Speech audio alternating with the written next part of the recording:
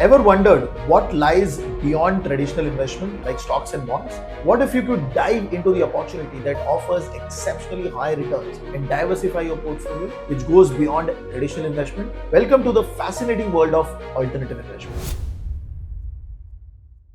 Hello everybody, hi, I'm Ganesh Naik, and today we're going to be taking you to the exciting journey to explore the alternative investment category. Buckle up because we are about to unlock new possibilities for your financial future. First, we're going to be talking about what are alternative investments. Simply put, they are investment options that differ from traditional ones like stock, bonds, and cash. That's why they're alternative to traditional. These alternatives can include things like private equity, hedge funds, real estate, even collectibles like art and rare coins. They can offer unique benefits such as higher potential returns and diversification, which means spreading your money across different types of investment to reduce your risk. Now let us go into the types of alternative investing. There are a variety of alternative investment opportunities available, starting with equity-based alternatives. These are investment where you own a piece of company. Within that, the first one is private equity. Private equity involves investing into private companies that are not publicly traded on the stock market. Investors in private equity aim for higher returns by helping these companies grow and eventually going public or getting acquired by a larger firm. This can be very profitable if the company does well.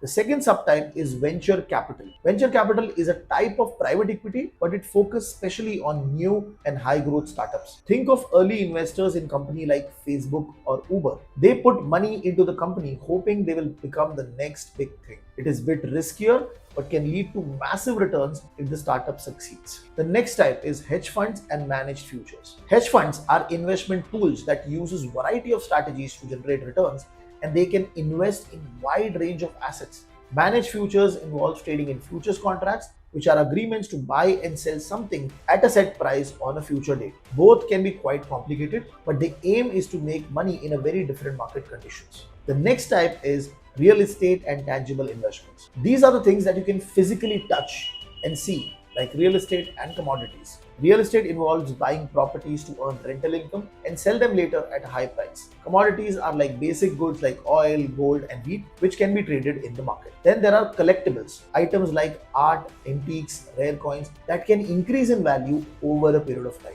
The next is debt-based alternatives. One of the examples of that would be private debt and peer-to-peer lending. Private debt involves lending money directly to the companies or individual, often offering high rate of return as compared to a traditional bond. Peer-to-peer lending connects lenders and borrowers through online platform, allowing them to lend money to individuals or small businesses and earn interest on it. Let us go into the details of alternative investment structures. Now, these structures can be very complicated. Like for example of a structured product, combining different types of investment to create a unique risk and return profile. Infrastructure investment involves putting money into long-term projects like toll roads or power plants, which can provide steady returns on time. Next, we'll be talking about emerging and niche alternative opportunities. Over here, there are new opportunities which are coming and which are gaining a lot of attention in the market. Like for example, investing in timberland, which means you're buying forest to sell timbers and earn money from carbon credit also. Next is intellectual property investment, which means owning a thing like patent or copyright and earning royalties from them. Then there are also digital assets like cryptocurrencies, blockchain, which are also becoming very important now in the real world.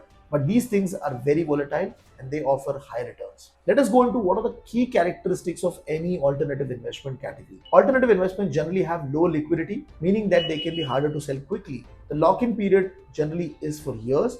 They also come with less regulation, which requires more careful research on your part. And while they offer high return, they also involve high fees and complex legal and tax consideration. Let us move to the next. How you can access investing into alternative investment party. Accessing alternative investment can be very tricky. Many are limited to accredited investors only, those who can meet specific income or net worth criteria. The next topic is performance appraisal. When you are evaluating any alternative investment, look at both absolute return, which are the raw profit or loss, and risk-adjusted return, which considers how much risk was involved in achieving those returns. Compare them to get a relevant benchmark like stock market index, which helps you to understand how was the performance of the alternative investment. Also consider what is the fee that you're paying and how it is going to impact your return. In conclusion, alternative investment can be a powerful tool for diversifying your portfolio and potentially achieving high returns. But remember friends, they come with their own set of risk and complexities. Always do your research properly, consider consulting a financial advisor, and then invest. Thanks for joining me on this journey. Until next time, we'll be bringing you new quality content in the world of finance. So, till then, like this video and do subscribe to our channel.